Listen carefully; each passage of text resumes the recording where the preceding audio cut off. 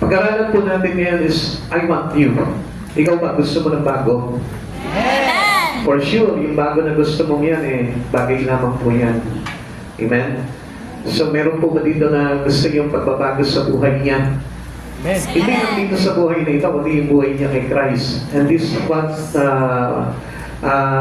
ito po yung talagang kailangan na i-achieve po natin sa buhay po natin ngayong taong 2026. We want you. Amen. Okay.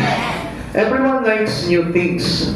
This is what keeps the economy moving. Kung bakit, di ba, patuloy nang uusad po yung pamumuhay po natin. Ano po? Yung buhay po sa mundo, nakikita natin, unti-unti po yan. Ano po? Talagang, halos talagang nagbubog po talaga yan. Although meron mga, some part of our country or some part of our world, talaga po sabihin po natin, mahirap po talaga ang kalagayan. Like, katulad na rin po, halimbawa, sa mga mananampalataya po ngayon, mayroon po mga sinasabi natin mahirap sa espiritu at mayroon mayaman sa espiritu. And we must keep our spirit moving. Kailangan din po na umuusad din po yung espiritu po natin. Ano po? Dahil kung ikaw hindi ka papayag, halimbawa, sa buhay mo na ganyan ka na lang, pag ka ipapayag sa espiritu mo na ganyan na lang, kaya nga, alam nyo, marami po tayo naririnig na aral na hindi po tayo pa pwede maging standard po talaga. And we must grow in the Spirit of God para na sa ganon, tayo po yung makasabay po talaga sa flow na gusto mangyari po sa atin ng Panginoon. Amen. People get bored with old things and buy new ones. Diba? Kumisan, parang ang dream mo ngayon, 2026, magkaroon ka ng bagong cellphone o kaya magkaroon ka ng bagong kotse. Pero okay na yan, mas patang ka na kung ano yung bagay na yan. Ang importante po niyan, nasa Lord God. Amen. Siguro mas mabuti pa po na i-achieve mo ngayon o kaya kumbaga desire mo nitong taon na ito kailangan lagi ako maging present sa mga pagtitipon. Sunday man, Wednesday man, o kaya naman may mga gawain man, patuloy ako makasama po sa mga gawain na yun dahil yun yung kailangan po natin to be new. Para tayo po yung talagang maging ganap na talagang bago sa ating Panginoon. Even anti-collectors buy new old things, di ba? Kahit yung mga anti-collectors, ano po, gusto nila yung mga bagong mga lumang bagay, ma-achieve po pa rin po nila yan. Everything we buy finally becomes old. Yan. Lahat ng bagay na meron tayo, naluluma po yan. Pero, I tell you the truth, na yung pag-ibig mo sa Lord kailangan dapat hindi maluma yan. Amen. Yung espiritu kailangan dapat hindi po maluma yan.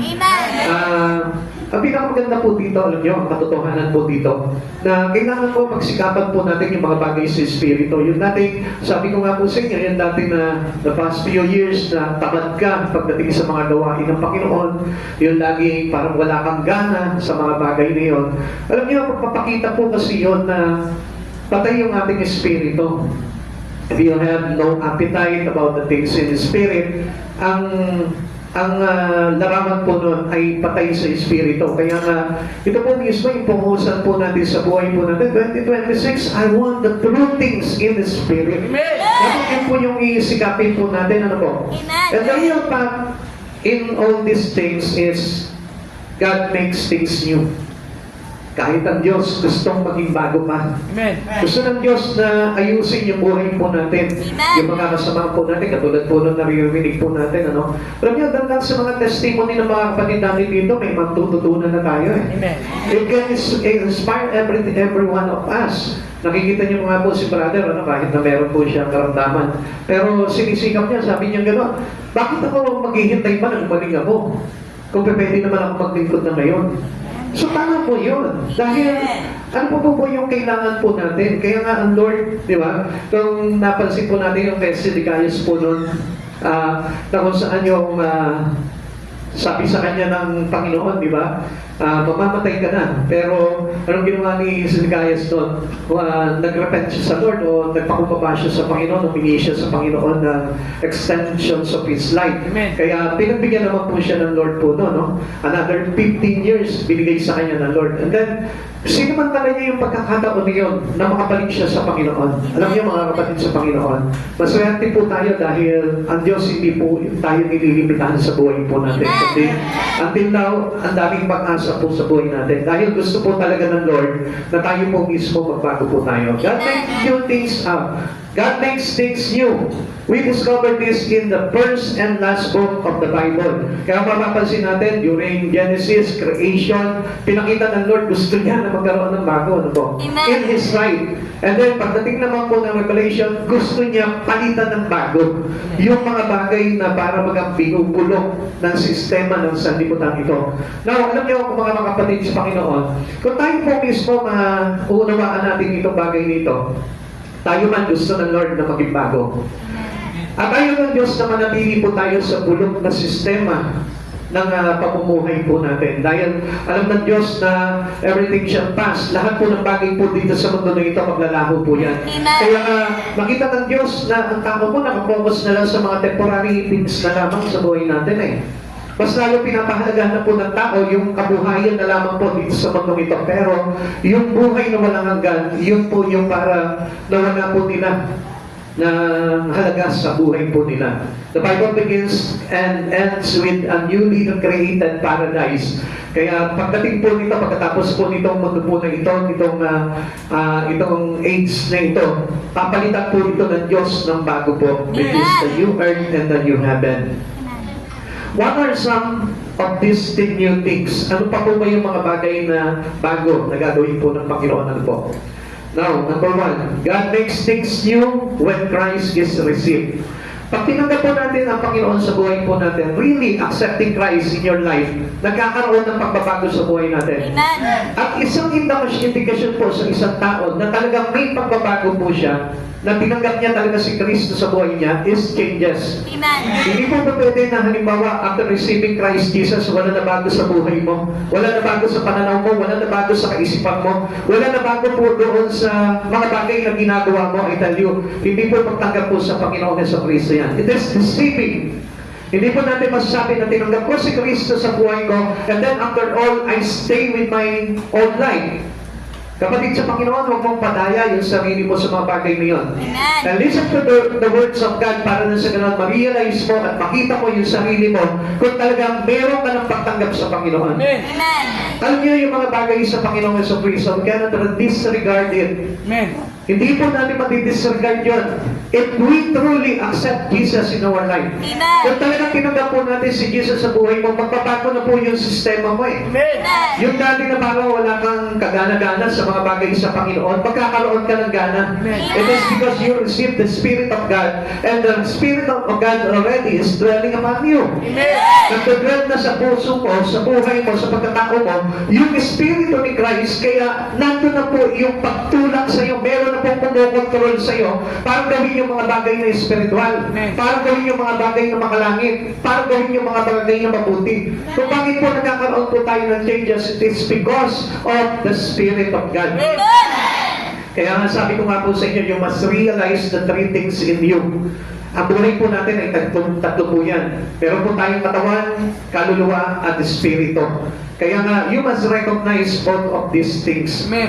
Para lang sa ganun, hindi po tayo magkamali. Kasi tayo po ngayon, nabubuhay lamang po tayo into the flesh. Amen. At yung espiritu natin, and supposed to be, after receiving Christ Jesus, dapat doon na po tayo nabubuhay sa espiritu and not into the flesh. Amen. Dahil yung dating lumang pagkatao po natin, nasa laman po yan. Yung nagkasala, nasa laman po yan. And it really affected your soul. At kung paano ka mag-isip, yun yung kaluluwa mo. Kung paano ka magalit, kung paano ka malungkot, kung paano ka mag-worry, yun yung kaluluwa mo. Kung paano ka tamarin sa mga bagay sa Panginoon, yun yung kaluluwa mo. Amen. Kaya nga doon natin ma-recognize if we truly receive Jesus in our life. Yung kaluluwa ang kailangan po na managing po sa atin na talagang tumanggap sa ating Panginoong Jesucristo. Amen. Because the Spirit of God is already here. Nandito na po yan sa puso po natin. Kaya po hindi mag-manifest po sa atin yung Espiritu ni Kristo sa buhay po natin dahil yung kaluluwa po natin is really against with the Spirit. Amen. Kailangan yung kaluluwa mo, which is the soul, kailangan i-accept niya rin yung Espiritu ni Christ Jesus itself. Siya mismo. Kaya nga kapag halimbawa tinanggap na po natin yung Espiritu talaga ng Panginoon sa Kristo, it will affect your soul. Amen. Ang kayo makikita mo, nagkakaroon na po ng pagbabago yan. Ano po? Kaya nga po, dala-dala po ng Espiritu ni Christ, yung fruit of the Spirit, which is love, peace, patience, diba? Yung mga bagay niyon, the goodness, the kindness, the gentleness, the self-control, the faithfulness, dadagdagan mo na yun. Kaya kailangan mag-reflect na po iyon sa iyong kaluluwa. Amen. Para masabi mo na talagang truly, nireceive ko na si Jesus sa buhay ko. Kaya kung nagsasabi ka na tinanggap mo na si Jesus sa buhay mo, kailangan makita na yung pagbabago sa iyo. Yung dati, sabi ko nga po sa inyo, dati magagalitan ka, no? Yung response mo sa kaaway mo, galit palagi, di ba? Gusto mo makaganti ka palagi. Gusto mo talagang magantihan mo siya doon sa galit. Amen? Amen. Kaya nga, yun, ibig sabihin po noon, living in the flesh pa rin po yun. Amen. Nabubuhay pa rin tayo makasalanan. Amen. Kaya nga kapag makikita mo na kapag yung iyong kaluluwa ay nabago na, truly, na-receive mo na si Jesus sa buhay mo. Amen. At mayroon na po pagbabago doon. How you respond, everything in your daily life, makikita mo po doon na makita mo maganda na po yung response ng kaluluwa mo. Amen. Kaya kung halimbawa, masyado maalalahanin, masyado pa rin balisakin yung iyong kaluluwa, ang ibig sabihin nun, nothing changes. Amen. Magagalitin ka pa rin, madamot ka pa rin sa kapwa mo. Hindi ka pa rin marunong makipagkapwa-tao, hindi ka pa rin marunong ma-inlove sa mga bagay sa Panginoon. I tell you, hindi pa rin yun yung talagang totoong tumanggap kay Jesus Cristo. But the important things in here is you receive the Spirit of God. Amen. Kaya lang, ikaw na lang yun. Kailangan mag-decide po doon. If you want changes, it will happen to you. Amen. Nasa sa'yo na po yun after receiving Christ Jesus Spirit. Sabi po dito, when we live and accept Jesus Christ, many things comes new. Kaya ang dami na po mga bagong darating sa buhay po natin. Ano po? Yung mga, hindi po yung bagong sapatos, bagong damit, kundi yung mga bagong na kailangan talaga ng isang kaluluwa natin. Amen. Which is a new spirit in Christ Jesus. A new life. A new things that prompt you to come in Christ. Yung mga bagay na po yun po yung magtutulak po sa atin. Kaya sabi po sa atin ng John chapter 1 verse 12, subalit ang lahat na tumanggap at sumampalataya sa Kanya ay binigyan niya ng karapatang maging mga anak ng Diyos. So, dito po tayo i-consider na mga anak. Na kapag talagang totoong tinanggapan po natin at sumampalataya tayo sa Diyos, kailangan makita po talaga yung changes po sa atin. Kasi madali lang naman po talaga sabihin na I received already Jesus. Naniniwala ako sa Kanya, nananampalataya ako sa Kanya. Madali po sabihin po ng isang tao yun. Kaya lang, the truth will reflect Amen. upon his life. Amen. Magre-reflect po sa buhay po ng tao yan. Paano mo masasabi halimbawa sumasampalataya ka sa Diyos, tumanggap ka sa Diyos, kung halimbawa wala kang appetite sa mga bagay pagdating sa Lord. Lilipas yung taon, nakakalimutan mo na magsimba. Lilipas yung taon, nakakalimutan mo makipag-usap sa Kanya. Lilipas yung taon, pero wala pa rin yung ugnayan mo talaga sa Kanya. That is not accepting Christ Jesus. That is not believing in Christ Jesus. If you truly accept and believe in Christ Jesus, there's something new comes into your life. Amen. Maraming bagay na magbabago sa buhay mo. Even yung pakikitungo mo sa tao, even yung pakikipagkapwa mo, kahit na yung pagpapamilya mo, kahit na yung mga bagay na kinahuhumalingan mo, mababago po lahat yung mga bagay na yun. It changes. Amen. Kaya nga, let us all want new things in our life. And these things is about in Christ Jesus already, and not the things about the world. Amen. Dahil yung mga bagay niyan, yan yung sumira ng relasyon natin sa Panginoon eh. Amen. That's why we forget God. Amen. And we place God into in one corner. Nilalagay lang natin sa isang sulok ang ating Panginoon. At hindi na po natin binibigyan ng pansin o halaga ang Panginoon sa buhay po natin. Because of the old things in us. Amen. Hindi na babago. After receiving Christ Jesus and accepting and believing in Him, dapat meron na ng pagbabago sa buhay natin. Yung dating mga nakagawian mo, dapat iba na yun, hindi na ganun. Kaya nga, marami pong tao talaga nagsasabi na tinanggap na nila ang Panginoon pero hindi mo makita yung reflection ng mga bagay na tinanggap nila kay Kristo. Amen. Amen. Here is the difference between receiving Christ and getting religion. Baka nandun na tayo sa religion, ano po? Religion offers a set of laws to keep. Kaya nga, yung iba sinasabi ko, bakit naman ako hindi naman ako nagsisinungaling, mabuti naman ako sa mga magulang ko. Yun ay under the law. Amen. Kumbaga, hindi po yun yung talagang makakapagligtas sa atin because we cannot fulfill the law. It only Christ who fulfilled the law for us.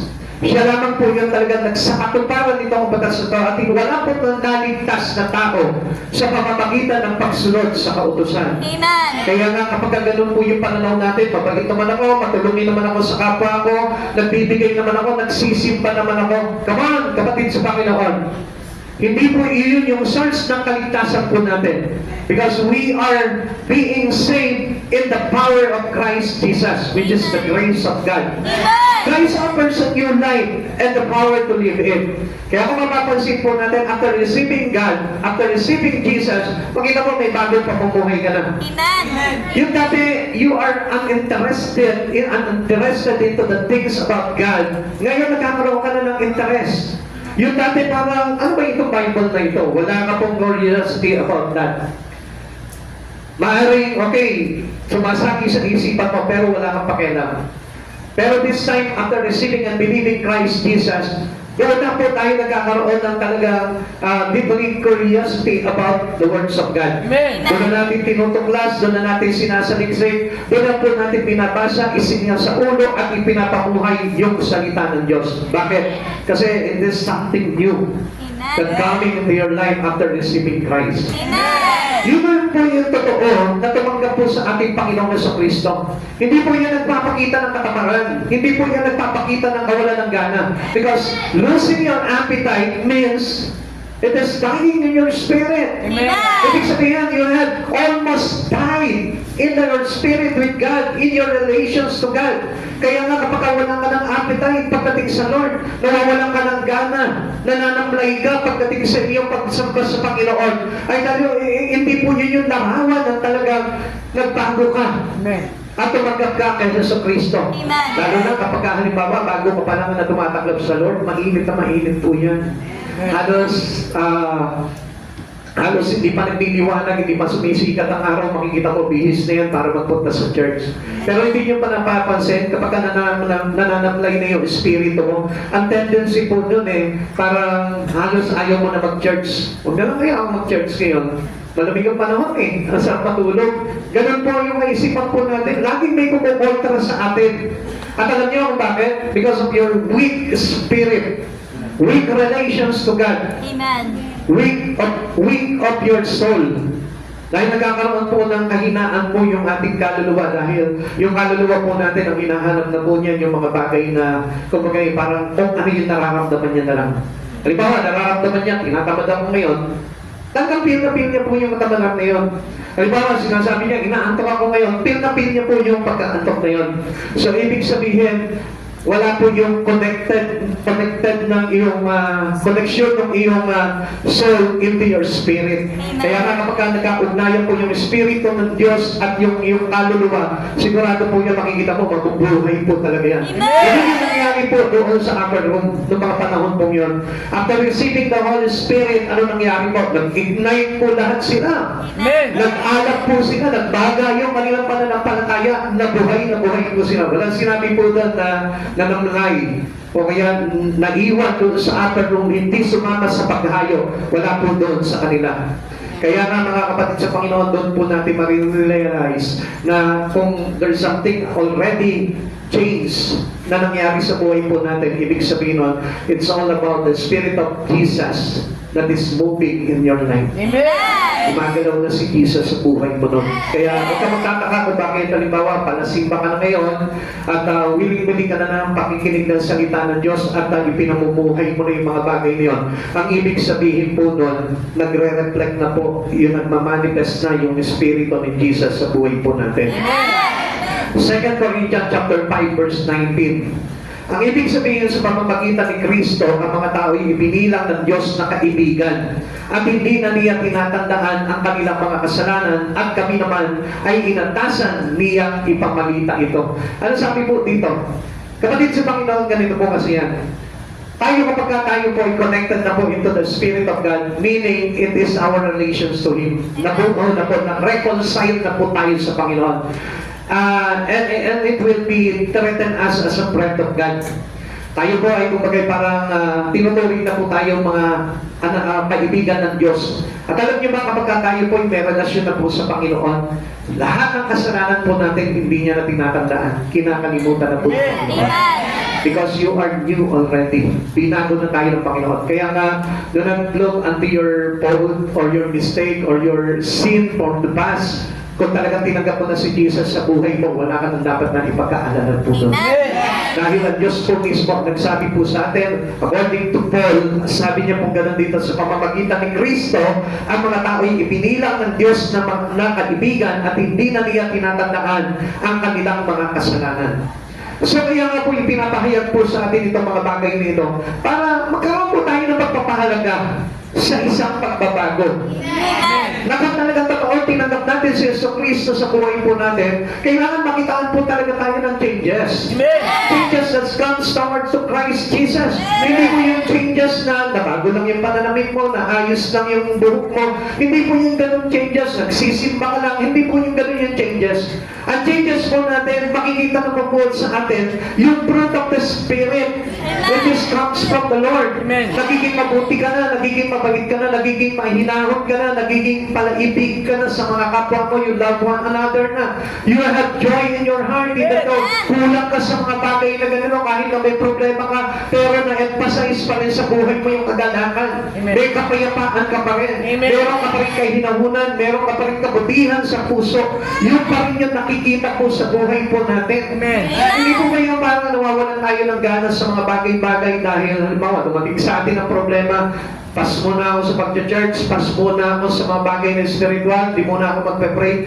Hindi na po ganun yung response natin after receiving Christ. Our response already, kapag ka nagka-problema ka, lapit ka sa Panginoon. Kapag ka nagkaroon ka ng mga alalahanin, tawag ka sa Panginoon. Magpe-pray ka na agad sa Panginoon. Ganun na po yung magiging response po natin. Kapag ka may dumadating na tukso, madali na po natin na kukontrol yung sarili po natin. Even though sometimes you fall, pero I tell you the truth, mayroon po tayong buhay na kung saan nagtutulak po sa atin papalapit kay Jesus. Kaya nga, wala na po dahilan po sa atin para hindi po tayo maligtas. Ang problema na lamang po talaga tayo po mismo. Kung paano tayo mag-response noon sa given spirit after receiving Christ Jesus in us.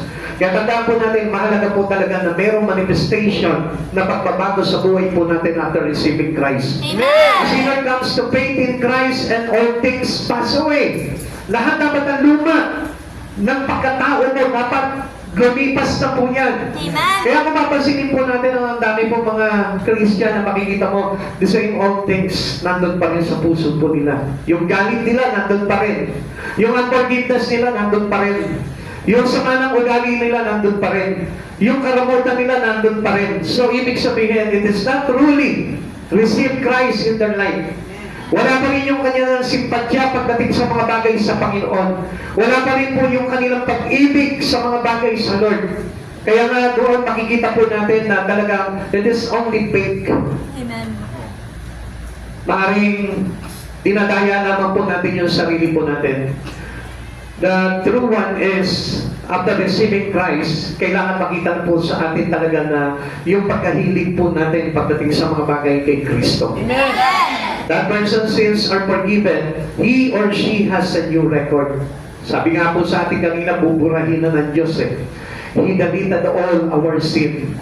Kakalimutan na ng Diyos lahat ng ating mga kasalanan. Ang ganda po nun, no? Meron tayong bagong pasimula pagdating sa Panginoon. Yung dating parang dami-dami kong kasalanan nagawa, ang dami kong mga nilokong tao, ang dami kong mga ilistahan, ang dami kong mga dinaya, ang dami kong sinaktan, ang dami kong nagawa ng kasalanan. Pero after receiving truly Christ Jesus, yung Espiritu ni Christ na yun mismo ang maglalagay sa iyo into a new one. And He place you underneath of His wings. Na kung saan natin yung kabanalan, pinupuspos ka ng kabanalan ng Diyos at nabubura yung ating kasalanan. Kaya nga kung halimbawa may kasalanan sa iyo yung kapwa mo at tinanggap mo na si Kristo talaga sa buhay mo, kakalimutan mo na rin yung kasalanan na yun. Kakalimutan mo na rin yung mga pangit na nangyari sa buhay mo. Kakalimutan mo na rin yung mga past failures mo sa buhay na ito. Hindi yung Kristiyano na tayo, naaalala mo pa yung mga failures mo. Bumagsak ako sa eskwelahan, hindi ako nakagraduate. Wala na po yung mga ganon. Inaway ako ng kaibigan ko, sinulot ako ng best friend ko. Hindi na po yung ganun yung takbo ng kaisipan po natin. Because all has forgotten. Amen.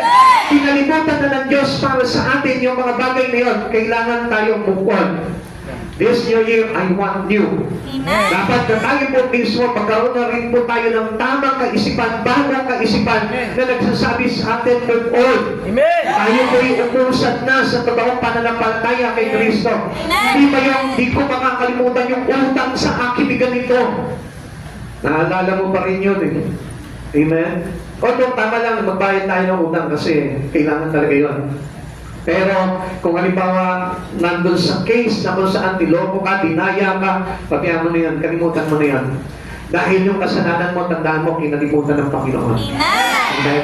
Gusto mo ba kapag halimbawa, inalala mo yung, nga pala, ito yung tao may utang sa akin, sisimba-simba pa ito. Akala mo naman, marunong magbayan. Gusto mo ba na kapag inaalala mo yung bagay na yun, alalahanin din sa ina Lord, sisimba-simba ka pa? Eh, ikaw nga yung sinungaling. Kaya ako na pa ako sa krus. Gusto niyo ba, ganun din po yung trato sa atin ng Lord? Come on, hindi ganun ng Lord eh. Sabi ko nga po sa inyo, ang Diyos nagpatawad unforgiven, unconditionally. Amen? He forgive us unconditionally. Hindi po siya nagkaroon ng kondisyon pagdating sa pagpapatawad niya sa atin. Basta kung sino lumalapit sa kanya, sumasampalataya, tumanggap sa kanya, pinatawad ng ating Panginoon. Kaya kapatid sa Panginoon, let us forget all the past, the bad or evil things of the past. Kalimutan natin yun. Halimbawa, meron kang masamang ginawa sa inyong kapwa mo, kalimutan mo na po yan. Natuto tayo magpatawad. Dahil kung talaga tinanggap natin si Jesus sa buhay natin, the past is already deleted. Amen. Tinura na po ng ating Panginoon po yan. And we have already a new record in Him. Kaya nga sabi nga po dito, 2 Corinthians chapter 5 verse 17, kaya ako nakipag-isa ka kay Kristo, na kay Kristo ang isang tao, isa na siyang bagong nilalang. Wala na dating niyang pagkatao, sa halip ito'y napalitan ng bago. Pastor, nagbago na nga ako eh. Pero nandun pa rin yung kaisipan mo na nagawang masama sa iyo ng kapwa mo. You're not new in Christ Jesus. Because if you are already new, dapat kalimutan mo na yung mga pangit na bagay. Yung dating mga bisyo mo, kalimutan mo na yan. Yung dating masamang pag-uugali mo, kalimutan mo na yan. Yung dating mga ginagawa mong kasalanan, kalimutan mo na yan. Amen. Kasi alam nyo, ang tao po talaga na nakipagkaisa kay Kristo, marunong na rin siya at mabilis na rin po siya lumimot sa mga masamang bagay sa buhay niya. Hindi niya itinatatak sa isipan niyo yun dahil alam niya na ang Diyos na ito kinalimutan yung kanyang mga kasalanan. Amen. Kaya kapatid sa Panginoon, wala pong bago nilalang kay Kristo na nagtatanim ng sama ng loob. Amen. Hindi mo magpakibanggit po niyan sa katabi mo. Patignan nyo, nahihirapan kayo.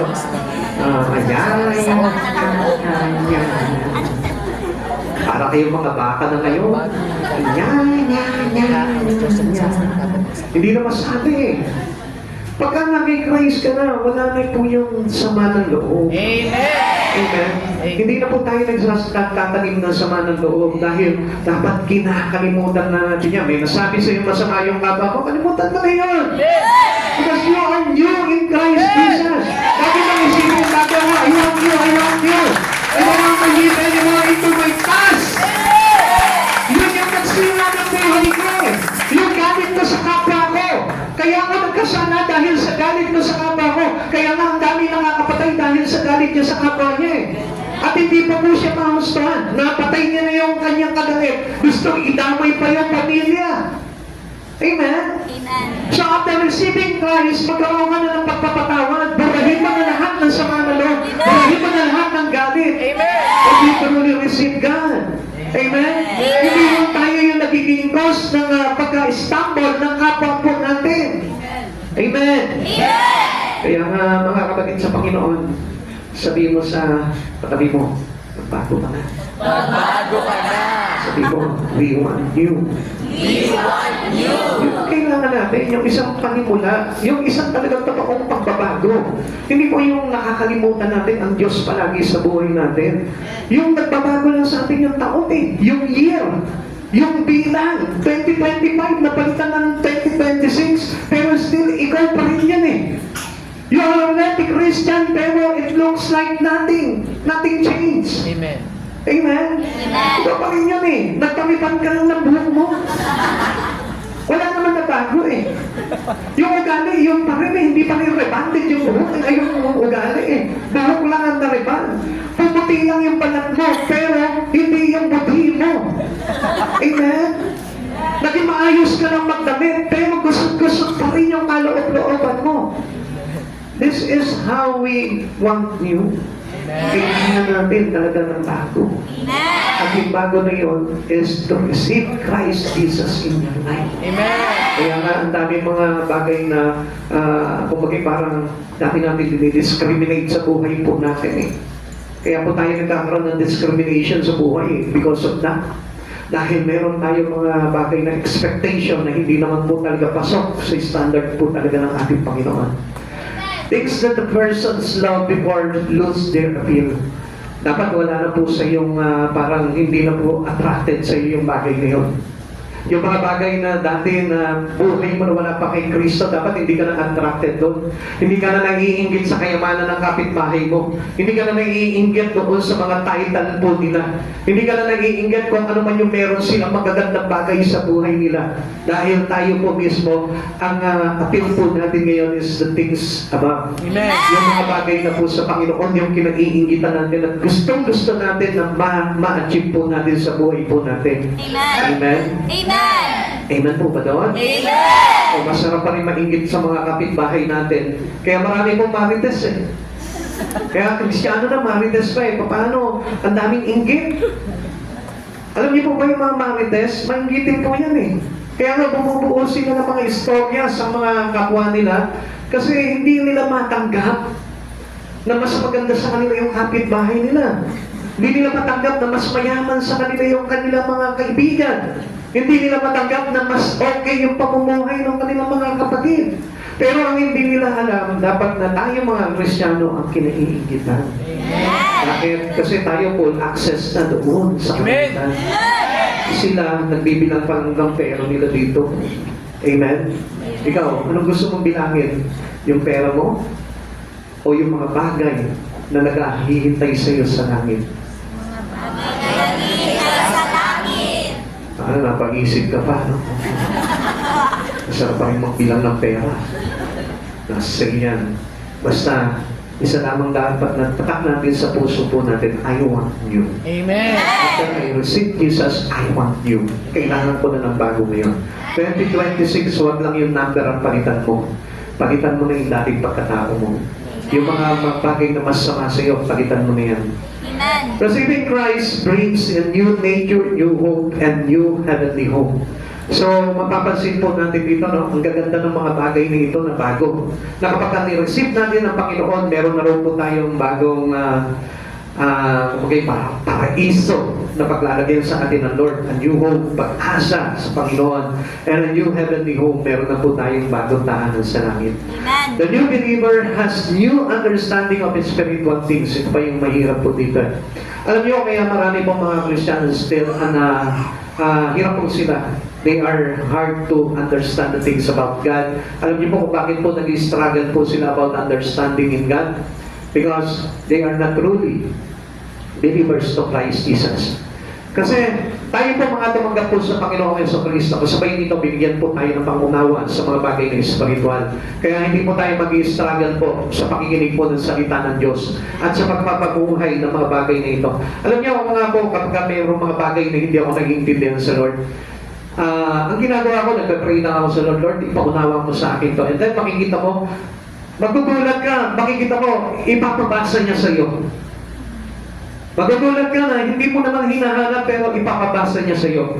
Pag may mga katanungan sa Panginoon na parang gumugulo sa isipan mo about the things in Him, papaliwanag sa iyo ng Panginoon yun. Maliwanag na ipapakita sa iyo at papaunawa sa iyo ng Lord. Because God gave us understanding. Kaya nga sabi po sa atin ng Santiago chapter 1 verse 5, kung walang tayo sa karunungan, humingi tayo sa Diyos, at Diyos sa sagana magkaloob at walang halong panumpan. Mga kapatid sa Panginoon, only if we ask God for understanding. Kaya lang po kasi because of our lack of interest pagdating sa salita ng Diyos, kaya hindi po tayo binibigyan ng wisdom and understanding to it. At alam niyo kung minsan meron man tayong kaunawaan pagdating po sa mga bagay sa Kanya, pero hindi po natin nagagamit sa tama.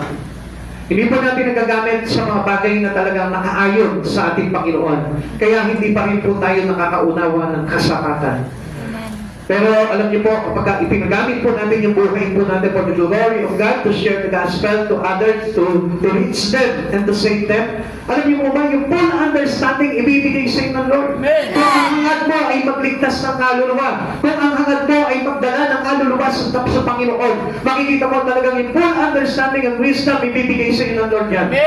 Kaya mga kapatid sa Panginoon, kaya po tayo nagkakaroon ng hard time to understand the Bible or the spiritual things. Dahil po, kulang tayo sa interest.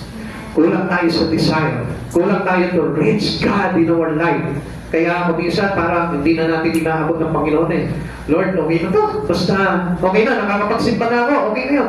Doon na tayo nag-end up eh. Hanggang doon na lang tayo.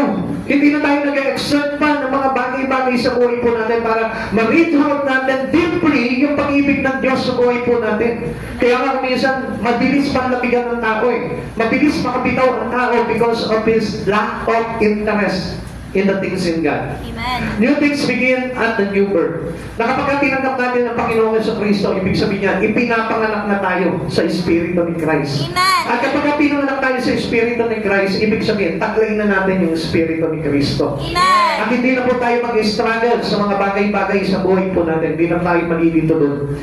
Tulad po halimbawa ni Nicodemus, before meeting Christ, alam niyo po ba, meron kasi po tayo mga bagay na iniingatan sa buhay natin katulad ni Nicodemo kung bakit hindi natin maunawaan yung mga bagay sa Panginoon. Na maliwanag na po sinasabi sa atin ng Panginoon for us to be changed para tayo mabago, pero still hindi natin maunawaan. Gusto lang sana ng Diyos na mailigtas talaga tayo. Nandun na yung kaligtasan pero hindi pa natin maintindihan. Kaya patuloy po tayo nag-i-struggle po dito. Katulad po dito kay Nicodemo. Tingnan po natin. Before meeting Christ, Nicodemus, a respected Pharisee and Jewish ruler. Mataas po yung kanyang kalagayan. Ano po? Siya po yung pinuno ng mga Pariseyo. Ginagalang po siya. At siya po ay isang pinuno ng mga Hudyo. Held an attitude of cautious curiosity and intellectual pride. Kaya nga, yung kanyang maingat na pag-uusisa, kaya nga, nung pumunta siya kay Jesus, di ba, gabi, at hindi umaga. Bakit? Kasi puno-puno siya ng parang nahihiya siya dahil doon sa kanyang kalagayan. Ano po? Dahil mataas na tao po siya, kinikilala po siya. Malimit po, ganyan po tayo eh. Hindi niyo po ba napapansin? Ikinahihiya po natin yung bagay na pakikipag-meet natin sa ating Panginoon dahil sa ating mga kalagayan, dahil sa ating trabaho, dahil sa ating titulo, dahil sa ating estado sa buhay. Kinahihiya po natin yan. Recognizing Jesus' power but fearing public association due to His high status. Dahil sa taas ng kanyang estado sa buhay, kaya nahihiya siya makita ng tao na lumalapit kay Jesus. Alam niyo, yan din po yung pride ng tao. Kaya nahihiya po sila na lumapit o maglingkod sa Panginoon dahil ayaw nila pasabi na para baga napakababa lamang po nila. Come on, hindi po ganun yan eh. Kung kilala mo si Jesus, dapat pa nga maipagmalaki mo pa sa buhay mo ang Panginoon. Amen. Kaya nga dito, leading him to visit secretly at night. Secretly, gabi pa. Nilihim niya ito doon sa mga kababayan niya. Nilihim niya ito sa mga kapwa niya Pariseyo dahil nahihiya siya na makita sila na lumalapit kay Jesus. Showing a spiritual hunger but also a struggle with commitment and worldly reputation. Nandun yung pag-iingat eh. Minsan iniingatan po natin yung ating mga titulo. Nahihiya tayo na parang kadyaman tayo ng mga kaibigan natin. Ano ba naman? Bakit ang corny mo naman? Pasit-pasit pa ka pa. Bakit ang corny mo naman? Eh, palikot-likot ka ba? Pa-street preaching ka pa dyan. Eh, pwede naman. Pagsimba ka na. Hello? Hindi tayo nahihiya. Hindi natin pinahihiya si Jesus. Amen. Kaya nga, it will reflect as a new person in God. Amen. Dati, okay, kinahihiya natin si Jesus. Nung araw para sa akin, hindi ako lalaki kapag ako nag-church. Pero nung marinig ko sa isang pastor, ang tunay na lalaki ay umiiyak sa harapan ng Diyos. Amen. Amen? Amen. Alam niyo, yung mga hindi tunay na lalaki talaga, yung hindi marunong magsimba. Amen? Yung hindi marunong yumuko sa Lord. Yung hindi marunong lumuhod at umiyak sa Panginoon. Yan yung hindi tunay na lalaki. Sapagkat tandaan po natin, the image of Christ is the man. Lalaking lalaki. Ngayon, paano ka magiging tunay na lalaki kung hindi ka marunong kumilala sa Diyos na ito? Alam niyo po ba, kung ang Diyos po ay talagang ilalarawan po natin, is not a weak God. Hindi siya mahina. At ang larawan nga, lalaki at hindi babae. Kaya nga, kung mapapansin natin, even their 12 apostles, their 12 disciples is man. Kasi pinapakita dito that they have a strong character, they have a strong leadership, they have a strong stand with the Lord. Ganun po yun, hindi kinahihiya ang Panginoon. Amen. Kaya nga, nung time na si Peter, ikinahiya niya si Jesus, nakonvict po siya ng todo doon. Kaya, ang sakit-sakit sa kalooban ni Peter na itinahin niya po ng 3 times ito po si Jesus. Tuloy po natin. It's Jesus' challenge by teaching him about the spiritual rebirth. Kaya ito po parang tinuruan po siya dito ni Jesus na unless a man before again cannot seek the kingdom of God. Unless ang isang tao ay maipanganak muli, doon lamang po siya paghaharian ng Diyos. Ang sabi po ni Nicodemo, because of his lack of understanding, because he is ashamed, ikinahiya niya ang Diyos, kaya siya nagkaroon ng maliit na pangunawa.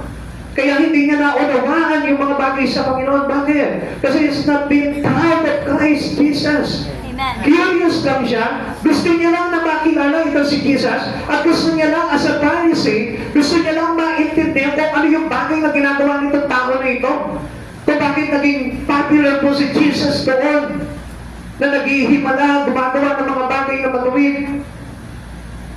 Parang gusto niya lang alamin yung mga bagay na yun. Pero anong ginawa ni Jesus sa kanya? Tinuruan siya ni Jesus. Sinamantala ni Jesus yung opportunity na yun na magpakilala kay Nicodemo. Alam niyo sa atin, mga kapatid sa Panginoon, God has opportunity to show you the real things about Him. Pero ayaw natin tanggapin. Still, kinahihiya natin siya. Minsan pinapakita na niya sa atin kung ano yung bagay na dapat natin gawin para maligtas tayo. Para ma-secure natin talaga yung salvation. At makarating po tayo doon sa kanyang kaharian. Pero still, ang iniingatan pa rin natin is our personal reputation. Our worldly image. Yun ang iniingatan natin. Kaya nga nung una, alam niyo po, nung bago pa naman po ako sa Panginoon, ako nahihiya po talaga ako magsalita in public. At tandaan ko po noon nung nagpupunta po kami sa Luneta, sa Grandstand, marami po mga nagpipiknik-piknik po doon. Iwanan ako ng mentor ko po doon. Tapos sabi niya, bawat grupo, mag-preach ka sa kanila. Nanginginig pa po ako noon, nahihiya pa po akong banggitin sa kanila yung about kay Christ. Pero alam niyo po, dahil sa desire na talagang makilala ko si Jesus, yun ang nagpalakas ng loob ko. Amen. Dati hindi niyo po ako mapapatayo sa ganito, mahihayin po kasi ako dati. Wala lang sa itsura. Pero totoo po, mahihayin po ako dati. Kasi dati, parang, alam niyo po, mahilig din po ako sa social race po dati. Gold digger nga po ko nung dati, social climber pa. Ganun po ako galing ko po nung dati. Kahit na mahirap lang po ako, mahirap lang po kami, pero nakikihalubin po kami doon sa mga kaibigan namin konyo. Alam niyo po yung salita konyo, yung po kami parang mga laki sa yaman, gano'n. Marami po kami mga artista, mga nakakasama po noon, pero nagpapanggap lang ako ng yaman. Yan. Ganun po yung aming mga estado po nung araw.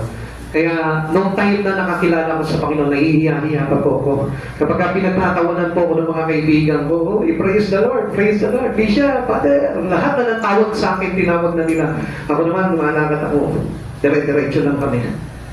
Nahihiya ako. Pero nung time na dumating talaga sa akin, yung Espiritu talaga ni Christ, na talagang purely, pumasok na sa puso ko yung Espiritu ni Christ. Sabi ko, kahit anong sabihin niyo sa akin, kahit pagtawanan niyo ako, doon ko natutunan po na sumakay ng bus, mag-preach sa bus, sa mga jeeps, at sa mga mall, nagpe-preach na po ako noon kahit mag-isa lamang po ako.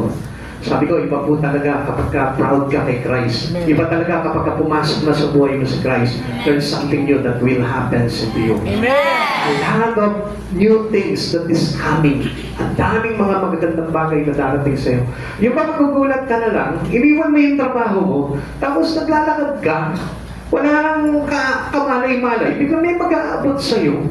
Di mo naman kakilala. Totoo po yun, mga kapatid sa Panginoon. Nung na-realize na kahit wala tayong dalang lukbutan, na sinasabi ng Lord, na huwag kayong magdadala ng panyapang lukbutan, sabi ng Panginoon sa atin. Dahil papakita pala sa iyo ng Lord that He is with us until the end. Amen. Masasamahan tayo ng Panginoon. Basta proud tayo kay Christ, ipinamamalitan natin yung kabutihan ni Kristo sa mga tao, makikita mo hindi tayo matukulang. Amen. Tapos merong panghahatak sa iyo doon, dito ka naman ang halian. Sabi mo, pogi ko talaga.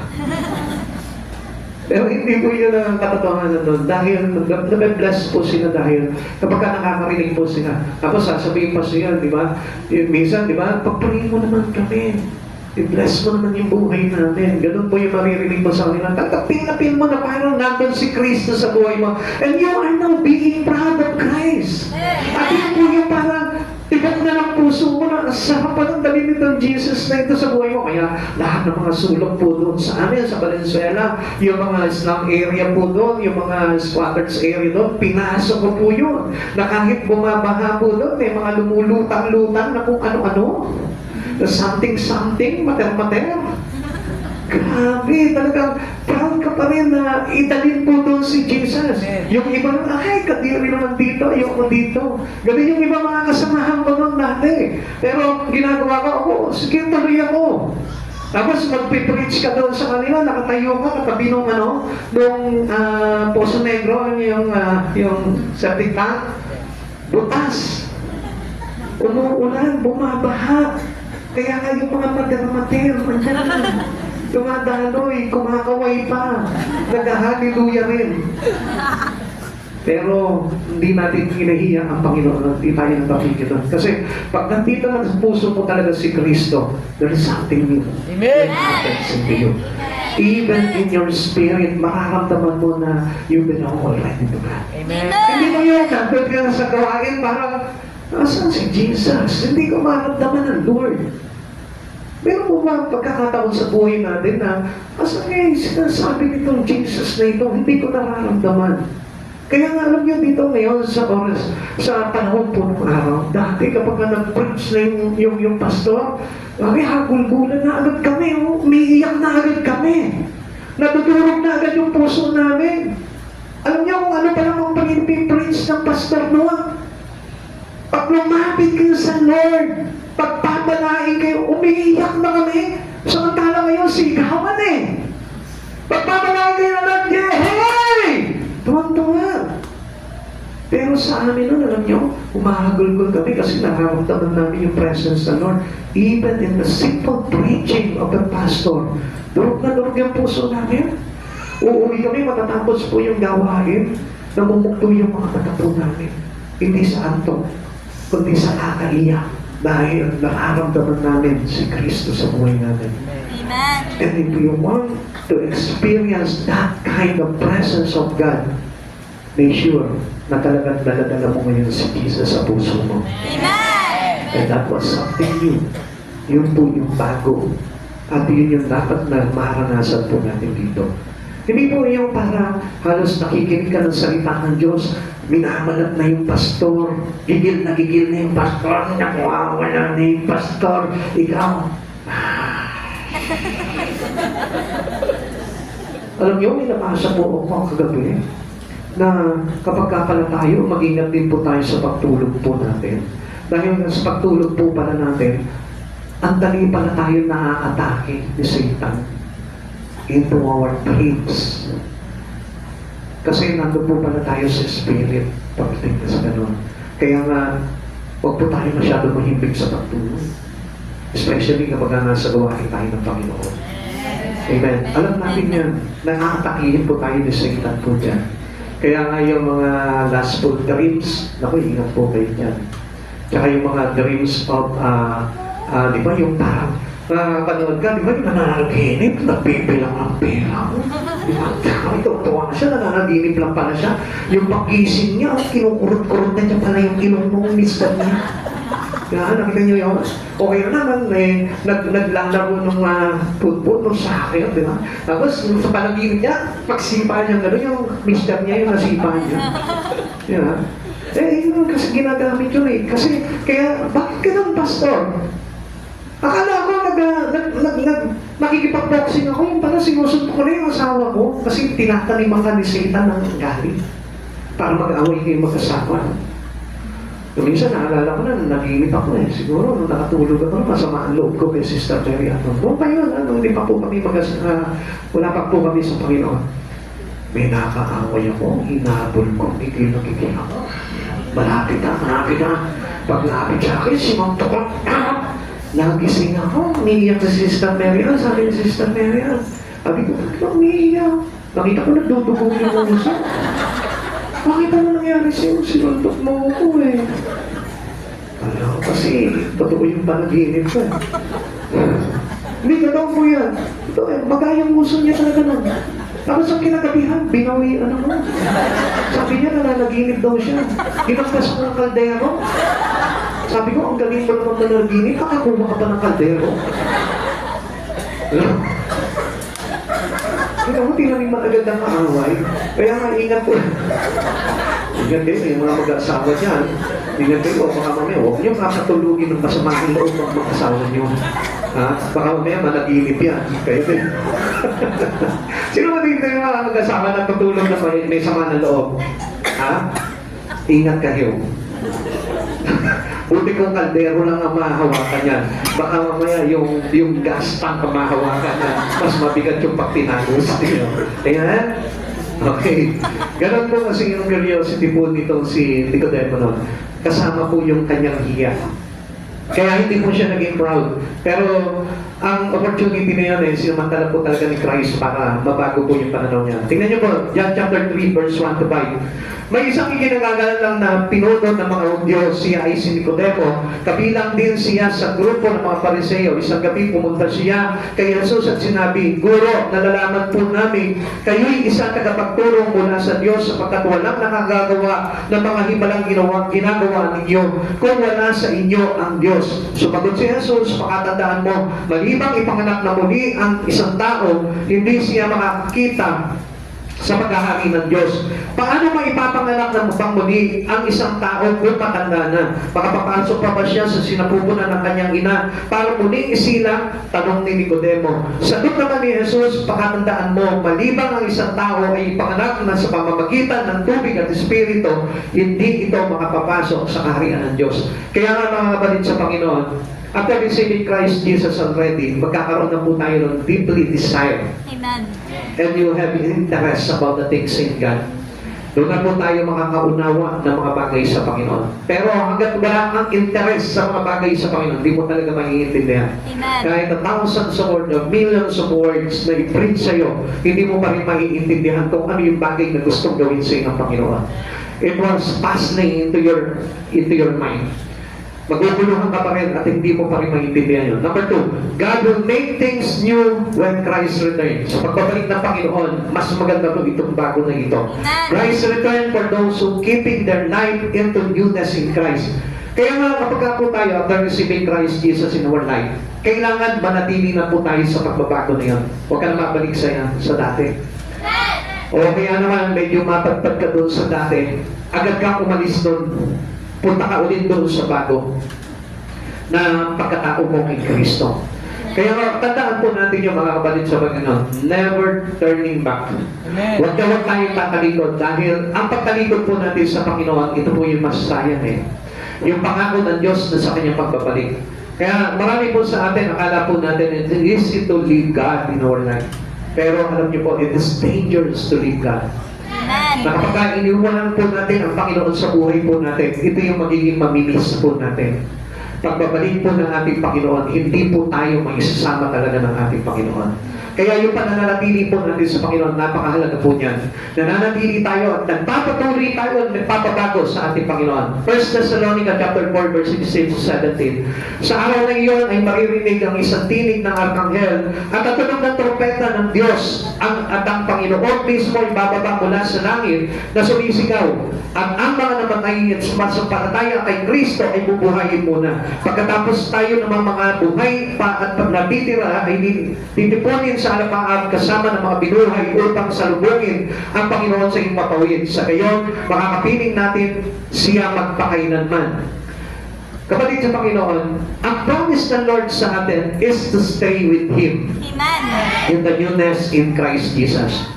Huwag kang mapahayag na aalisin ka ng kaaway. Because the purpose of God, why is coming into you, is to keep you from Him. Para hindi ka na maagaw sa kamay niya. Pero, ang problema po dito, lagi may kontrabida. Hindi yung katabi mo, si Satan ang kontrabida doon. Kaya baka mamaya, akala mo yung katabi mo yung kontrabida. Hindi yan. Magulo lang yan. Pero si Satan po talaga yung mag-distract sa atin sa pag-ibig natin sa ating Panginoon. Kaya nga kung minsan, ang akala po natin, kapag tayo po yung Kristiyano na, hindi ka na magkakasala. No. That is a big no. Because Satan is too much active to help sa mga believers. Not doon sa mga unbelievers. Yung unbelievers, okay na yan. Nandiyan na yan. Akin na yan eh, sabi ni Satan. Pero ikaw, na nananampalataya ka, nagpapatuloy ka sa Panginoon, alam niyo ba, atakihin ka ng atakihin ni Satan? At yung atake na yun, kasama na dyan, yung tempt to sin. Yung tukso para magkasala ka. Kaya nga, sabi ng Lord sa atin na ang Diyos, kapag tayo lumapit po sa Kanya, agad niya tayo papatawarin sa pagkakasala. Kaya nga, never stay away from Him. Amen. Huwag kang lalayo sa Panginoon. Kaya nga, ang isang tao na patuloy na nananatili sa Panginoon, iniingatan ng Diyos yan. Amen. Kaya kapatid sa Panginoon, I advise you, bilang mga Kristiyano, manatili kayo sa Lord. Para sa ganun, kahit na ano man yung mga bagay na dumating po sa inyo at aking Satan sa inyo, meron tayong pananggap because Jesus is our shield. Amen. He is our shelter. Amen. Na kapag tayo po ay nagpakugkop sa Kanya, ano sabi po sa atin ng Lord? Matibay na muog at hindi kailanman magugulo. Amen. So po yun, it is our great refuge. Hindi po tayo kayang kapagsakin ni Satan. Whatever attack is given to you by Satan, you will never stumble. Amen. Kailanman hindi po tayo mawawasak ni Satan dahil nan po tayo sa matibay na muog ng ating Panginoon. Amen. Kaya tandaan po natin, never give your life away from Him. Amen. Dapat na manatili tayo sa Panginoon. Everything will become new for believers. Lahat ng bagay, kailangan maging bago po sa atin. The dead in Christ will be resurrected from their graves. Bubuhayin po tayo. Tayo mga namatay kay Kristo na sumasampalataya sa Kanya. Sa huling araw, pangako ng Diyos yan. Bubuhay niya ang lahat ng mga sumasampalataya sa Kanya. They will have new bodies like the resurrected Christ. Magiging katulad po tayo ni Kristo. Yung katawan ni Kristo na hindi na nabubulok. Noong Kanyang resurrection, naging glorified body na po siya. Diba? Nagkatawang tao po si Jesus. Kaya kailangan po na mamatay si Jesus para ihantog yung katawang makasalanan na yun para sa katutubos ng ating kasalanan. Amen. Kaya after that, ano nangyari doon? After resurrections of Christ, nagkaroon na po siya ng glorified body. Amen. Kaya nga, ang bili niya po doon sa kanyang mga alagad, huwag mo na siyang hahawakan. Dahil hindi pa po siya lubusan nakakarating sa Ama. Kapatid sa Panginoon, ito po yung gusto ko na malaman po ninyo. Sa isang taong tumanggap po talaga sa Panginoon, nag-iingat na. At hindi na po tayo halos talagang lumalapit sa mga pagkakasala. Although alam po natin na tayo po ay talagang very tempted po tayo sa sin dahil yung atake ng kaaway. Keep your life into Jesus. Amen. Panatiliin mo na ang buhay mo ay na kay Hesus Kristo. Para kahit na anong mangyari, yung pangako ng Diyos na pagdating ng araw, babaguhin niya yung iyong katawan into glorified body para na sa ganun, mapabilang tayo sa paghahari ng ating Panginoon. 1 John chapter 3 verse 2. Mga minamahal, anak na tayo ng Diyos ngayon, ngunit hindi pa nahahayag ang magiging kalagayan natin. Ngunit alam natin, sa pagpagitang muli ni Kristo, tayo'y matutulad sa Kanya sapagkat makikita natin kung sino talaga siya. Kaya ang sino mang may ganitong pag-asa ay nagsisikap na maging malinis ang pamumuhay tulad ni Kristo. Nagsisikap na maging malinis. Alam niyo mga kapatid sa Panginoon, hindi po natin kayang linisin yung sarili natin. We cannot sanctify our life. We cannot sanctify. We cannot cleanse our body unless you come to Jesus. Amen. Sa paglapit natin sa Panginoon sa Kristo, He's the one who sanctified us. He's the one to change us. Siya yung magbabago ng buhay natin. Kaya nga alam niyo, ang daming taon na lumipas po sa akin ng araw na wala pa po ako sa Panginoon. Hindi ko mabago-bago yung buhay ko. Hindi ko maalis-alis lahat ng mga bisyo ko. Pero one single time sa buhay ko, one single day, dumating sa buhay ko si Kristo, doon ko nabago ang lahat. Amen. Doon nagkaroon ng changes yung buhay ko. Dahil bakit? Because of Christ Jesus. At alam niyo po ba, dumating pa yung pagkakataon na nanlamig ako sa pananampalataya. Nawala ako sa Panginoon, balik na naman po yung mga bisyo. Balik na naman po yung mga kasalanan. Pero, when I turn my life into Christ Jesus and I choose already God to stay with Him, ano nangyari? Tumingi siya po natin. Amen. Binago niya na po yun. Inayos niya na po yung bagay sa buhay ko. At alam niyo po ba, nawala na yung mga panlasa sa mga bagay na makamagto. Kaya nga, the word is already no appeal to those who receive Christ truly in their life. Pagka daw tinanggap mo na si Jesus sa buhay mo, mawawala na yung appeal sa ng mundo. Yung dating parang attracted ka sa mga bagay na masama, hindi na magiging attracted sa iyo. Yung mga attracted ka doon sa mga makapaglalagay sa iyo sa kasalanan, hindi na magiging attracted sa iyo. Why? Because of the Christ Jesus is having in you. Amen. We need your bodies. Kailangan po natin talaga ng bagong katawan. This old body begins to deteriorate too soon. Ito po, katawan po natin ito, nasisira ito. Lagi mo tatandaan po yan. Kaya nga, do not stay into your body. Stay in your spirit. Amen. Anong ibig po sabihin dito? Patayin mo na yung katawan mo. Hindi. Ganito po yan. Live out your body, deny your flesh, and then live in the Spirit of God. Mahalaga po yun. Dahil kung hindi po natin sasanayin yung pamumuhay sa Espiritu po natin, hindi tayo mapapabilang doon sa area ng Diyos. Amen. And never to change our body into a holy one. We never change our body into a glorified body kung hindi tayo masasanay na mamuhay into the Spirit of God. Amen. Amen. We learn in the Spirit to live accordingly into the holiness of God. And not on the flesh. Amen. Yung flesh kailanman hindi niya matututunan na mamuhay po sa kapanalan ng Diyos. Amen. Kahit anong gawin mo. Kahit magsimba ka na magsimba. Magbasa ka na magbasa ng Biblia. Kahit na mag-pray ka na mag-pray. But if you are living on your flesh, hindi ka makakaunawa ng mga bagay na yun. You will never change. Hindi ka magbabago unless you live into the Spirit of God. Unawaan niyo po mabuti ito. Dahil tayo po'y tinuturuan ng Panginoon na mabuhay po tayo accordingly sa Espiritu. And do not give way to your flesh. Sabi po ng Panginoon po sa atin. Live in the Spirit and do not give way to the flesh. Kasi ang flesh po talaga is subject to sin. Ito po yung laging inaatake sa atin eh. Kasi mahina itong katawan natin eh. Ang gusto nito, kumain lang na kumain. Gusto nito, matulog lang matulog. Ang gusto lang nito, magpa-Netflix lang, mag-cellphone lang. Pero ang espiritu natin, ang gusto niyan, pagbabago. Amen. Kaya nga, I want you.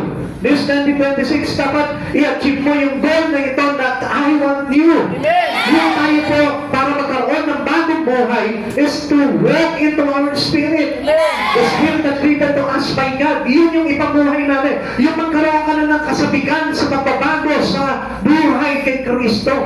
Yung po tayo po mismo, nagkakaroon na po tayo na nagsaset na tayo ng goals na gusto ko rin na matutunan yung daan ni Jesus. Gusto ko rin matutunan yung kabanalan ni Jesus. Gusto ko rin matutunan yung sakripisyo ni Jesus. Yun na po yung dapat na ginagawa po natin. And this is something new in your life. Amen. Kung halimbawa magsaset ka, gusto kong kumita ng pera, gano'n na rin po yun eh. The old past life, yun na rin po yun eh. Gusto ko magkaroon ako ng trabaho maganda, yun na rin po yun. The same old goal. Kaya nga hindi tayo maliligtas sa mga bagay na yun. Kung meron ka na ngayon ng simple pagpapakita, okay na yan, pagpasalamat mo na sa Panginoon yan, and then walk in the Spirit of God. Amen. Yun yung ipulso mo ngayong taon na ito, para na sa gano'n, umayos yung kalagayan mo, as well as pati pamilya mo aayos doon. Amen. 2 Corinthians chapter 4, verse 16, kaya hindi kami nasisiraan ng loob, kahit na humihina ang aming katawang lupa, patuloy naman lumalakas ang aming espiritu araw-araw. This is setting a new goal. Amen. Pag hindi ka lumipat sa Spirit, walang pagbabago. Kahit sabihin mo, nagbago na ako, pero hindi mo natutunan na mabuhay sa Espiritu, walang pagbabago. Amen. Still, mataglay pa rin yung Espiritu mo pagdating sa Panginoon. Tignan mo yung tabi mo. Kapag ka ikaw nasa Espiritu mo, makita mo ang sigla-sigla niyan. Tuwan-tuwa yan, kahit hindi nagpapatawa ang pastor. Alam niyo, huwag niyong ugaliin na makapakinigin ng katawan ng pastor. Dahil larawan po yan ng losing appetite. Yes, ako po yan, may nabasa po akong ganyan. Basta ang isang Kristiyano raw po, ang hinahanap niyo sa isang pastor, yung laging nagpapatawa, entertainment po yan, ibig sabihin, bless. Amen. Amen. Amen. Kaya na, mag-ibig na po ako nagpapatawa ngayon. Dati talagang para kong clown. Nagsasigaw pa ako sa harapan niyo, nakita niyo. Pero nung mabasa ko po yung mga bagay niyo, sabi ko, it is not from the Spirit. Kailangan, let us be serious in everything that we do in God. Amen. At ang bagay na ginagawa natin sa Panginoon, seryosohin natin. It's all about the Spirit. Okay. Living believers with God to be with Christ forever. Ito po mga nabubuhay naman na sumasampalataya sa Kanya ay hindi na mamamatay. Sabi dito, this fortunate Christian will never die. Tingnan niyo po, halimbawa, dumating po bukas ang Panginoon, hindi na po tayo makakaranas ng kamatayan. Sa ratunan, ano po? 1 Corinthians chapter 15, verse 51. Isang iwaga ang sinasabi ko sa inyo, hindi lahat tayo ay mamamatay, ngunit lahat tayo ay babaguhin. So, practice changes. So, kung yung pananaw ko, hindi natin pa-practice yung changes na yun, ibig sabihin yun, magiging mailap sa atin yung pagbabago. What do I mean here? Even when Christ come, paano tayo babaguhin? Eh, ayaw mo nga ng pagbabago. Nagunahan niyo po yung sinasabi ko? Halimbawa, gusto ng tatay mo. Halimbawa, ang gusto ng tatay mo maging architect ka. Tapos, ayaw mo naman na i-practice yung magiging architect. Ang pinapractice mo eh, yung magiging paglogista. Pagkukulot ng buhok, pagre-reban. Paano ka magiging architect? So, ibig sabihin, practice it well kung ano yung tinuturo ng Lord para nang sa ganon, maibago niya tayo accordingly sa gusto niya maging ganap sa buhay natin. Amen. So, what I mean here, kung gusto mo magkaroon ng glorified body, baguhin tayo ng Panginoon pagdating ng araw, sa isang mata, kailangan practice changes. Amen. Amen. At ano yung changes na yun? Towards God. Amen. Huwag ka na maging tamad pagdating sa Panginoon. Kailangan maging masipag ka na sa Lord. Para na sa Lord, pagdating ng Panginoon, sabihin niya, it's ready to be changed. It's ready to glorify His body. Makikita ng Diyos yun kasi pinractice mo eh. Kasi lumakad ka sa Espiritu eh. At hindi ka na nanatili sa laman. Kaya itong laman na ito yung naglalagay sa atin for us to be perished. Kaya nga kapag sinunod natin yung laman, mapapahamak po talaga tayo. Amen? Living believers will be caught up to be with Christ forever. They will be changed to be like Jesus in an instant. Kaya nga, if we practice changes right now, ngayon pa lang, everything in your life, day by day, nagbabago mo, binabago ng Diyos yung buhay mo.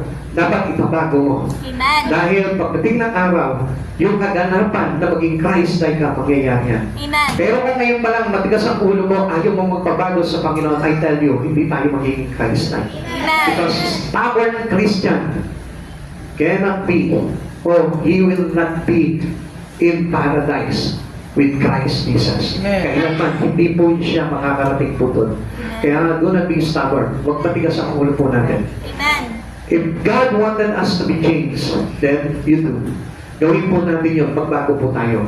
Dahil practice changes in Christ Jesus make us perfect pagdating ng araw. Amen. And to be perfect, it is by Christ Jesus. He made the completion for us. Siya po yung gagawa ng kabuuan ng pagbabago sa buhay po natin. Kaya sikapin po natin yun. 1 Corinthians chapter 15, verse 51 to 53. Isang iwaga ang sinasabi ko sa inyo, hindi lahat tayo mamamatay, ngunit lahat tayo babaguhin. Sa isang sandali, sa isang kisapata, kasabay ng huling pag-ihip ng trompeta, sapagkat sa pagtunog ng trompeta, ang mga patay ay muling bubuhayin at di na muling mamamatay. Babaguhin tayong lahat. Ang ating katawang nabubulo ay mapapalitan ng hindi nabubulo. At ang katawang na mamamatay ay mapapalitan ng katawang hindi mamamatay. Kaya nga, it is a wonderful things or wonderful event na talagang iniintay po ng mga Kristiyano na talagang nagbabago. Alam niyo, yung iba natatakot po dito eh. If they are not decided to change their life according to the way of God, matatakot po talaga dito sa pagbabalik ng Panginoon. Bakit? Kasi hindi siya nakakasiguro na mapapabilang siya sa mga bubuhayin ng Panginoon. Pero one thing, kung ngayon pa lamang, pinapractice mo na yung pagbabago na yun, at sinasabi mo sa Panginoon, Lord, baguhin mo ang buhay ko. Lord, change me according to your image. Lord, gawin mo sa akin yung kalooban mo. Alam mo, kapag sinisikap mo yan, pagdating ng araw, hindi ka matatakot sa pangyayari ito. This is a great event for you. Amen. Ito yung pinakahihintay-hintay ng mga totoo at tapat na Kristiyano na talagang nagpapahalaga sa ating Panginoon. Kaya nga mahalaga mo yung pagbabago sa buhay mo na gusto mangyari ng Panginoon. And do not go with the ungodly counsel. Huwag tayong makiisa po sa kanila. Dahil gusto ko po na malaman po ninyo, yung mga tao na hindi magbigay ng pahalaga sa Panginoon, hindi po talaga magkakaroon ng mga bagay nito na pinangako ng Diyos. Number 3, God will make things new when the universe is revealed. What are some of these new things? Sabi po ng Panginoon, sabi po sa atin, God will make things new. Gagawin ng Diyos na bago ang lahat when the universe is revealed. Kasi bugunawin na po yung lahat ng ito. Lahat yan. Kaya nga, lahat ng pinagsikapan ng tao po dito, wala pong sa isay po yan.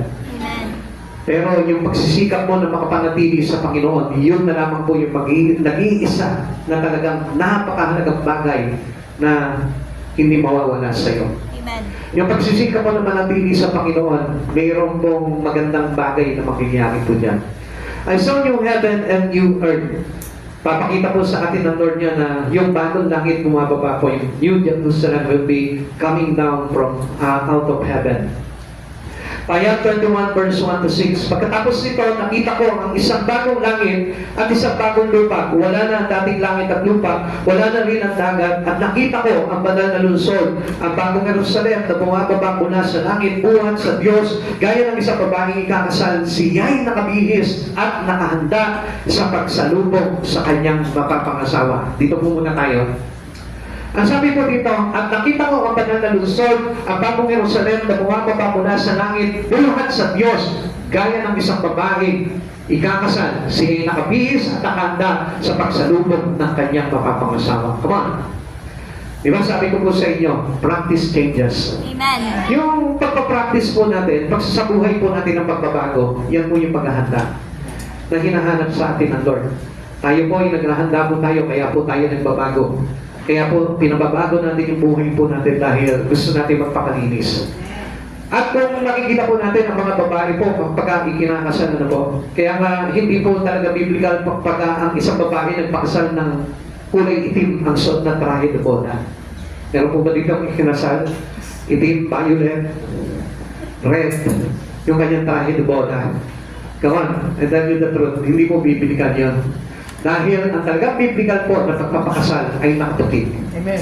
Dahil itinulad po tayo sa mga Kristiyano o sa mga anak ng Diyos na naghihintay sa pagbabalik ng kanyang mapapangasawa, which is our groom, which is our Christ Jesus. Amen. We are so to be a bride of Christ, lahat tayo. Kaya meron tayong pagkasabik na naghihintay tayo sa pagbabalik ng ating Panginoong Jesucristo. Kaya kung wala kang kasabikan din, halimbawa, sa pagbabalik ng ating Panginoon, you are not the bride of Christ. Halimbawa, itong oras na ito, wala kang kagalangan sa puso. E paano kung biglang dumating ang Panginoon? You are not the bride of Christ Jesus. Totoo po yan. Yung kagalakan bilang isang Kristiyano na tumanggap ng kaligtasan kay Yesu Kristo, dapat lagi po nag-apilit po sa buhay po natin yun. Nakaramdaman sa atin, nakikita po sa atin. Yung pagbabago na yun, na mayroon ka ng kagalakan sa puso, hindi po yung tataplay-taplay tayo sa gawain, sa worship, sa pagtagawa sa Panginoon. Kaya hindi po yun yung babaeng ikakasal. Amen. Tingnan mo natin yung sinabi po dito. Gaya ng isang babaeng ikakasal, siya ay nakabihis at nakahanda sa pagsalubong sa kanyang mapapangasawa. Ibig sabihin, she was excited. Amen. Amen? Amen. Pero kung ganitong ikakasal na malungkot, mag-iba na lang kung halimbawa ayaw niya yung mapapangasawa mo, ano? Pero wala po nag-asawa na ayaw niya. Amen? And usually, talagang excited po siya kapag ikinasal po siya. Verse 3. Narinig ko ang isang malakas na tinig mula sa trono. Tingnan ninyo, ang tahanan ng Diyos ay nasa piling na ng mga tao. Naninirahan siya kasama nila at sila ay magiging bayan niya. Diyos mismo ang makakapiling nila at siyang magiging Diyos nila. At papahirin niya ang bawat luha sa kanilang mga mata. Wala nang kamatayan, dalamhati, pagtangis at paghihirap sapagkat lumipas na ang dating bagay. Sino mo dito yung malulungkot pa? If you notice, if you will know na wala na yung pagluha, wala na yung paghihirap, wala na po yung mga bagay na lumipas. Sino pa yung dito malulungkot pa?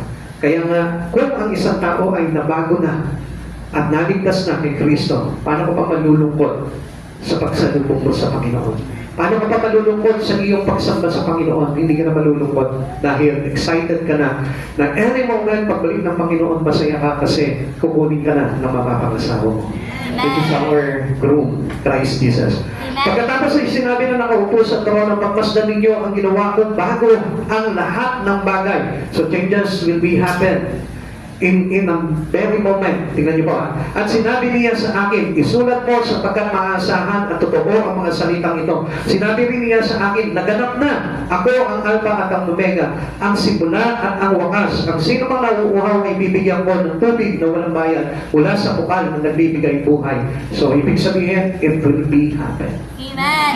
So, kapag malungkot pa rin yung espiritu mo ngayon, dapat bago na. Amen. Amen. Change it the way into Christ Jesus. Amen. Kailangan mo, ayusin mo na po yan. The beauty of the earth as we know, it thrills the soul. Kaya nga, tingnan niyo ba, dito pinapakita po dito. If we look or imagining these things that will happen, imagine mo, halimbawa, nakikita mo na yung new heaven and new earth. Hindi ka ba ma-excite doon? Hindi ka ba kapag parang masasabik doon, wow, the best is yet to come. Ito na yung pinakahihintay natin, kapatid sa Panginoon. Alam niyo, mga kapatid sa Panginoon, ito po yung kumagay parang napaka pangit na kalagayan ng mga Kristiyano. Yung bang naririnig nila itong mga bagay nito pero nalulungkot sila. And supposed to be, alam nyo, ito nga dapat yung may kagalakan sa atin eh. Naglalagay ng kagalakan sa atin, katulad ni Pablo. Sabi niya, mamamatay na ako, ihahandog na ako. So natawa pa si Pablo. Hindi siya nalungkot. Bakit? Kasi makakapiling niya na may biga. Amen. Kapatid sa Panginoon, if you truly accept God, and you are changed already according to God, according to Jesus, dapat may kagalakan ka na sa puso. Dapat nasasabi ka na, Lord, Lita, please. Tuwa-tuwa ka na ngayon. Eh, hindi. Nalulungkot pa yata. Huwag ka, please. Huwag mo na, delikado pa ako ngayon, Lord. Give me enough time. Nagre-request na tayo. Kaya nga hindi pa bumabalik ang Lord eh. Kasi gusto ng Panginoon talaga lahat tayo maligtas. Sabi mo sa katabi mo, kung magbabago ka, Kung magbabago ka, maliligtas ka. maliligtas ka. Sigurado yun, kapatid sa Panginoon, pangako ng Diyos yan eh. Amen. Amen? Amen. Still, there are marks of natural disasters through the ages. Makikita natin yan. Nalalasap pa rin po natin yan. No? Marami pang darating po dyan. Kaya nga, let us be changed. Kailangan tayo po lahat nakahanda. The new earth will have no scars left by the effects of sin. Pero tandaan po natin, sabi ng Lord, lahat ay buburahin niya na. Amen. Maging yung dating buhay natin, buburahin na ng Panginoon. Yung isipan mo, akala mo ba, pagka nandun ka na sa new heaven, new earth, alam niyo po ba, hindi mo na maiisip yung mga pangit na nangyari sa iyo eh. Kasi it goes up sin to you. Kaya nga ngayon, mga kapatid sa Panginoon, di ba kapag may nagkasala sa iyo, burahin mo na sa isipan mo. Kasi habang naaalala mo yun, sin. Nagkakasala ka. Yung halimbawa, yung mga mas bagay na naranasan mo, experience from the past, Pag inalala mo yun, nireminisce mo yung mga bagay na yun, it causes you sin. Amen. Kaya nga sabi ng Lord, do not live from the past. Amen. Tayo po mismo, dapat iwanan mo po natin yun. Change our way into our present with Christ Jesus. Amen. Kaya nga kung halimbawa, meron ka nakakagitan po nung araw, kalimutan mo na yan. Patungkol sa iyo ng kasalanan yung bagay niyon. Kaya nga dito, sabi nga ng Panginoon, dito pag nandito na tayo, wala na po yung mga bakas ng ating mga sugat dito po sa buhay nito. Kaya ngayon parang practicein mo na, change a new life in Christ Jesus. Kalimutan mo na yung mga pangit na bagay na nangyari sa buhay mo. Pag hindi ka na overcome dun sa mga bagay na yan, I tell you, mahihirapan ka talaga na mapabilang sa mga bago kay Kristo Jesus. Amen. Dahil ang gusto talaga ng Lord, yung marunong po talaga tayo magpatawad. Amen. Marunong tayo na magbago. At kasama po nito yung talagang great transformation na gagawin ng Lord sa buhay po natin. Amen. Kaya allow God to change you. Allow God to transform your life according to the Spirit that is given to us into the image of Christ Jesus. The very greatest new that comes into us is coming. The New Jerusalem comes down out of the heaven. There is a house of wonderful no more of things to come. Wala na po yung mga dating pangit na bagay. Kaya kalimutan na po natin yung mga pangit na bagay. Musad na po yung buhay po natin. Kung halimbawa, let's say, parang nagsisisi ka pa kung bakit mahirap ka dahil sa mga failures mo ng araw, kalimutan mo yun. May purpose ng Lord. Maganda yung purpose ng Lord. Na kahit mahirap ka lang, kahit na kinakapos-kapos ka sa buhay, magpasalamat ka sa Panginoon, Lord, this is the life that you wanted for me. Amen. At hindi kayo masisisi, Lord, dahil ito yung failure ko eh. At kinalimutan ko na yung mga failures na yun. Huwag ka mabuhay doon. Dahil gusto ko malaman mo, kahit na anong pagsisikap ng tao, ulitin ko sa inyo, pag hindi ipinangyari sa iyo ng Diyos yan, wala ka magagawa. Amen. Mahihirapan ka lang at mamimiss mo yung pagbabago na inihahanap sa iyo ng Panginoon. Mangarap ka man ng mangarap sa mundo na ito, malaking pangarap man yan, pag hindi inalaw sa iyo ng Lord yan, alam mo kung ano yung makakalimutan mo, yung pagbabago na gustong mangyari sa buhay mo ng Panginoon. Kaya nga, let us face the reality in Christ Jesus. Ano po ba yung realidad? Nandito ka ngayon according to the purpose of God. Kaya ganyan yung kalagayan mo because God has a great purpose in you. Alam mo kung ano yun? Gusto niya na pagdating ng araw, maligtas ka. Amen. Iba-iba tayo ng kalagayan sa buhay. Iba-iba tayo ng estado sa buhay. Pero iisa ang plano ng Diyos sa buhay natin. Yan tayo ay mapabilang doon sa bagong kaharian ng ating Panginoon sa Kristo. And what is the best? That is so best. Na yun yung dapat na talagang pinagsisikapan natin. Now, kapatid sa Panginoon. Have you been made new by receiving Christ? Nung tinanggap mo si Jesus, meron nang nagbago sa buhay mo. Kung wala pa, tanggapin mo na ng buong katotohanan ng Panginoon. Kung hanggang ngayon, hindi ka pa rin umiiwas sa mga bagay na makapagpapahamak sa iyo, I tell you, hindi mo pa tinanggap si Jesus. Tanggapin mo siya ng katotohanan. Amen. Are you ready for Christ's return? Nasa ganon tayo po mismo. Mahanda na po sa pagbabalik ng ating Panginoon. Thus, the anticipations of these new things fill you with joy. Mahalaga na makita sa atin yung kagalakan. Amen. Mabanag sa puso natin yung kagalakan. Dahil, if Jesus is your Lord, wala tayong karapatan na malungkot. Wala tayong karapatan na magdalamati. Umiyak ka man, pero patatakunan pa rin po ito ng kagalakan sa puso. Why? Because our anticipation is already in God. In Jesus' name, sa pangalan ng Yesu Kristo, ang pag-asa mo ay nasa Kanya, wala sa mundo ito, wala sa buhay nito, wala sa kayamanan ng mundo, kundi na kay Kristo Jesus. Whatever is made a mark into your heart, the promise of God, that Jesus will bring us into His kingdom. Tandaan po natin yan. Kaya, lahat po tayo, ayusin na po natin yung buhay natin. Baguhin na po natin according sa promise ng Panginoon. Para sa ganon, sa isang mata, tayo po ay magkaroon ng bagong katawan na kung saan nakadesign na sa langit at hindi na po dito. Amen. Avoid your life to be stay or keep your design in this earth.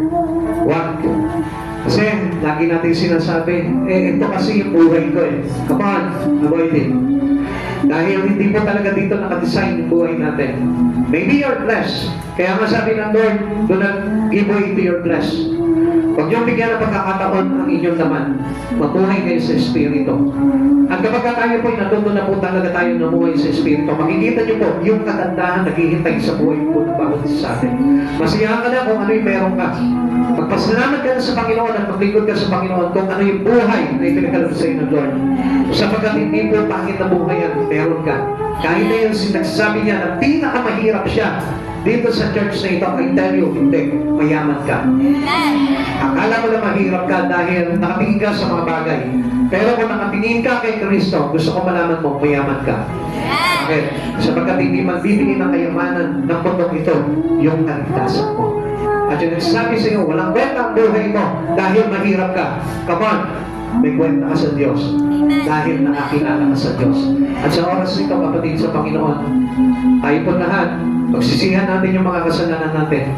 At ibalik po natin yung buhay natin kay Kristo para magkaroon tayo ng pasimula ng pagbabago na totoo tumanggap kay Kristo. Tayo po yung pagsitayo, ayan ang dapo natin yung aming sarili sa pagpipirap.